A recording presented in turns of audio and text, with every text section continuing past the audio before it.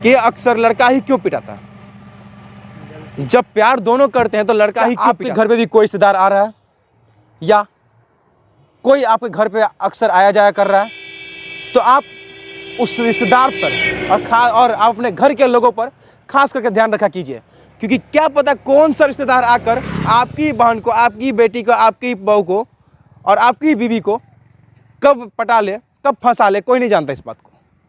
और आप अक्सर सुनते होंगे कि भी खास करके बिहार में लव स्टोरी का जो खेल है वो लगातार बढ़ते ही जा रहा है, वो घटने का नाम नहीं ले रहा।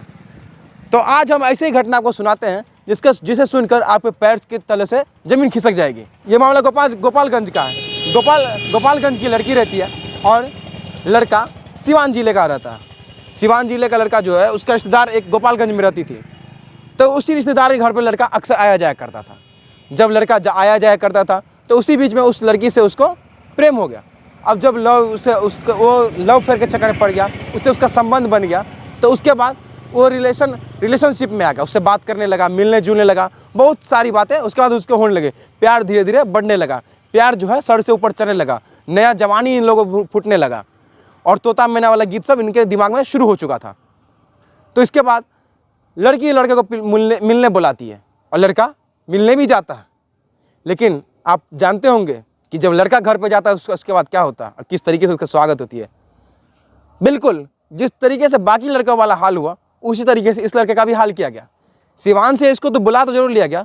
जब ये लड़का और लड़की बात कर रहे थे उसी टाइम पर लड़की के घर वाले पहुंच जाते हैं और लड़की के घर वाले जैसे ही पहुंचते हैं उसके बाद लड़के को बिल्कुल विलन की तरह पीटते हैं। जिस तरीके से गुंडा फिल्म में पिटाता है उस तरीके से बहुत बुरी तरीके से इसको पीटते हैं और उसके बाद इसका भर्ती करवा देते हैं। जब भर्ती हो जाता है उसके बाद लड़का के परिजनों को फ़ोन किया जाता है, लड़का के घर वाले को फ़ोन किया जाता है कि आपका बेटा के साथ ऐसे घटना हो गया। जब लड़का वाला पहुंचता है तो उसके बाद उसकी सारी घटना बता दी जाती है। तो फिर उसकी थाना जब इसकी पुष्टि करती है तो पता चलता है कि लड़का सिवान जिले का और महुआ गांव का है। वो लड़का का नाम दरोगा कुमार बताया गया।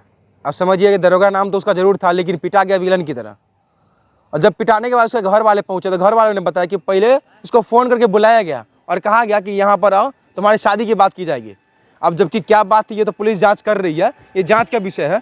लेकिन जब घर वाले जब लड़का का सवाल है कि लड़का को जब बुलाया था लड़की तो लड़का बिना सोचे समझे पहुंच जाता है। और इसी सिलसिले में कई सारी जगह पर लड़का की मर्डर हो जाती है, लड़का को मार दिया जाता है, कई जगह लड़का को लटका दिया जाता है, कई जगह बांध के रख लिया जाता है। मतलब समझिए किस तरीके से बिहार में जो है प्यार का बुखार दिन पर दिन चढ़ते जा रहा है। ना ही आप समझिए कि कोई भी आदमी रिश्तेदार के पास सेफ है, ना ही कोई भी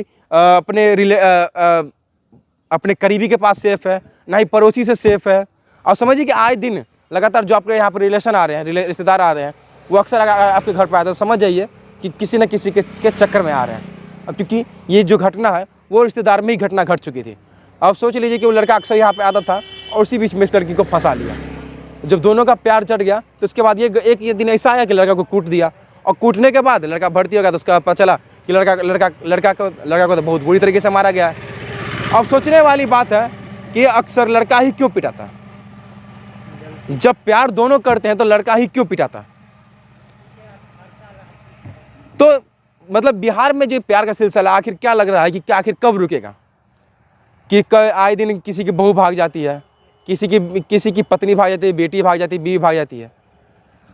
तो आखिर सोचिए कि प्यार का बुखार कब बिहार से हटेगा। प्यार के चक्कर में जो हर कोई आजकल बर्बाद हो रहा है, तो ये कब थमेगा बिहार में। तो चलिए इस सब के बारे में आप लोग क्या सोचते हैं जरूर कमेंट कीजिएगा।